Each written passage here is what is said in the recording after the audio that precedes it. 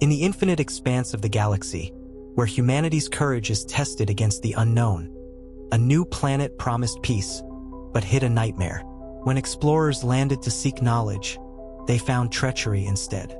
Now, a lone descendant of the ancient samurai stands against an alien horde, fighting not just for survival, but to protect Earth itself. This is the story of honor, sacrifice, and the unrelenting will to fight when all seems lost.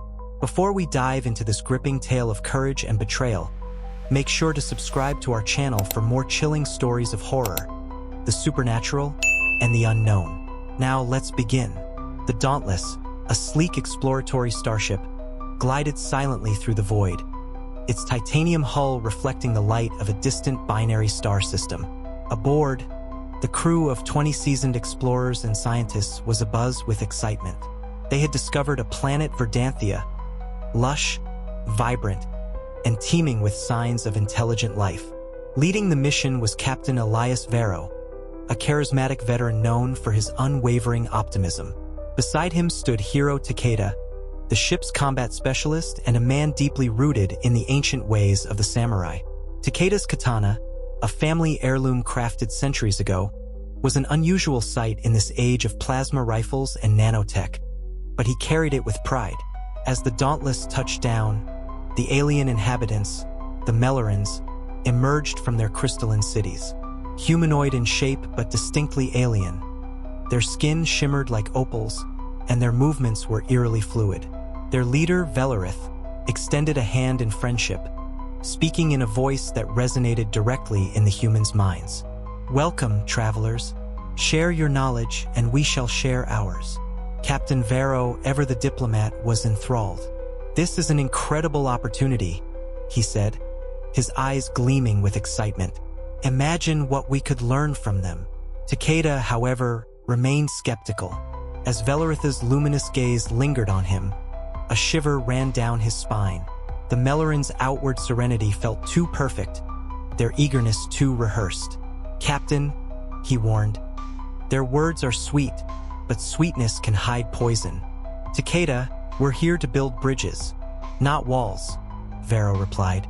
"Stay vigilant, but don't let suspicion blind you to possibility." For weeks, the humans and Melorans exchanged knowledge. The aliens seemed peaceful, sharing insights into advanced energy systems and biotechnologies. The crew's initial caution gave way to trust. Even Takeda softened, though his instincts remained on edge. One night, as the crew dined with their hosts, a sudden wave of nausea swept through them. Darkness overtook their senses. When Takeda awoke, he was bound in a cold, damp chamber. The air reeked of decay, and faint screams echoed in the distance. The Melorans' peaceful facade had shattered.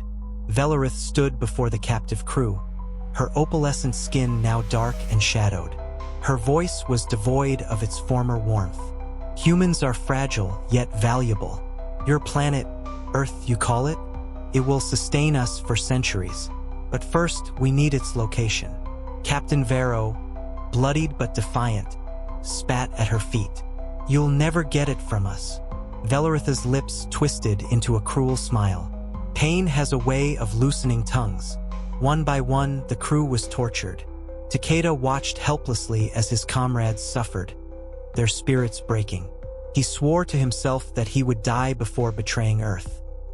The Melorans were methodical in their pursuit of Earth's coordinates.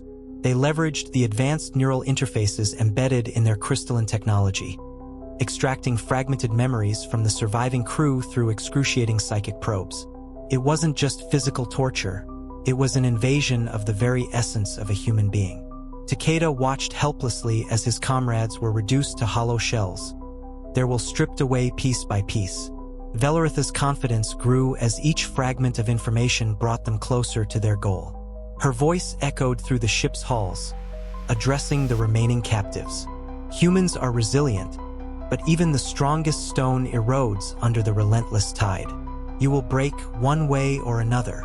In the dimly lit confines of their cell, Captain Vero's resolve remained unshaken, though his body bore the marks of their captor's cruelty. "Takeda," he murmured, barely able to lift his head. "If there's a way to stop them, You have to take it. Takeda sat cross-legged, his eyes closed, centering himself despite the chaos. His ancestors had faced insurmountable odds before. This moment was no different. There's a maintenance hatch beneath the engine bay, he whispered. It leads to a control terminal. If I can reach it, I'll wipe the database, but it won't be easy. Vero's hand gripped Takeda's wrist, his eyes burning with the last embers of his strength. I'll create a distraction. Promise me you'll see this through. Takeda hesitated. Elias. No arguments, Vero interjected. The mission, the lives of billions, depends on you. Honor demands it. Before Takeda could protest, the cell doors hissed open. Velaritha's guards entered, their movements fluid and unervingly silent. They dragged Vero out, his defiance ringing out in a final roar. Do your worst, Velarith. You'll never take Earth. Takeda used the commotion to slip through the shadows, his movements a seamless blend of stealth and purpose. Each step through the ship's maintenance ducts brought him closer to his objective, and closer to the weight of his destiny. Takeda emerged into the command bay, a hidden alcove near the Dauntless mainframe. The console glowed faintly, its interface pulsing with encrypted data. He worked swiftly, his fingers gliding over the controls as he initiated the data purge. Suddenly, the ship trembled. The alien EMP had surged through the system, disabling key functions and locking down the database. Takeda cursed under his breath, realizing the Melorans had anticipated this move. He peered through the viewport. Outside, the alien horde swarmed like locusts, their crystalline weapons cutting into the ship's reinforced hull. The air shimmered with the hum of their energy blades, and the faint blue glow of their crystalline armor painted the scene in a ghostly light. Takeda's hand instinctively went to the hilt of his katana. It had been his family's for generations, its blade forged in the fires of Earth's past conflicts. But this was no ordinary sword. Takeda had painstakingly modified it with modern alloys and a plasma edge, blending tradition with technology. He glanced at the armor stowed in the compartment beside him. The blackened plates gleamed with adaptive shielding, the intricate patterns etched into them a tribute to his ancestors. He donned the armor with deliberate care, each piece snapping into place with a hiss of compressed air. As he secured the helmet, its HUD flickered to life, overlaying tactical data on the chaotic scene outside. For Earth, he whispered. For my ancestors. Takeda activated the hidden airlock, the hiss of decompressing air signaling his entry into the battlefield. The horde turned as one, their alien eyes locking onto the lone figure stepping into their midst. The leader of the Melorans, a towering figure adorned in crystalline regalia, stepped forward. You think one man can stop an army? He sneered. Takeda drew his katana, its plasma edge glowing with deadly intent. One man with honor can stop the tide. The first wave came fast. The Melorans' crystalline weapons clashed against Takeda's katana, each strike sending sparks flying into the thin, alien air. He moved with fluid precision, his strikes an elegant blend of Earth's ancient martial arts and modern combat techniques. Takeda's armor absorbed the brunt of their blows, its adaptive shielding flickering with each impact. He ducked beneath a swinging blade, pivoted, and unleashed a devastating upward slash that cleaved an alien in two. The battlefield was chaos. Takeda's katana carved arcs of light through the horde, while the aliens' crystalline weapons chipped away at his defenses. Despite their numbers, they underestimated his resolve. Each movement was purposeful, each strike a testament to the centuries of discipline passed down through his lineage. But even Takeda was not invincible. The aliens adapted quickly, their tactics shifting. They began coordinating their attacks, forcing him into a defensive stance. I will not fall, Takeda growled, his voice resonating through his helmet. With a surge of determination, he activated the plasma boosters in his armor. Jets of energy propelled him upward, allowing him to strike from above. The move caught the Melorans off guard, their formation breaking momentarily. The battle dragged on for hours. Takeda's body screamed in protest, his muscles burning from the relentless onslaught. His armor was battered, its adaptive shielding failing. His katana, once pristine, was now chipped and stained with alien blood. He had bought enough time for the ship systems to fully erase Earth's coordinates. But the Melorans would not stop until he was dead.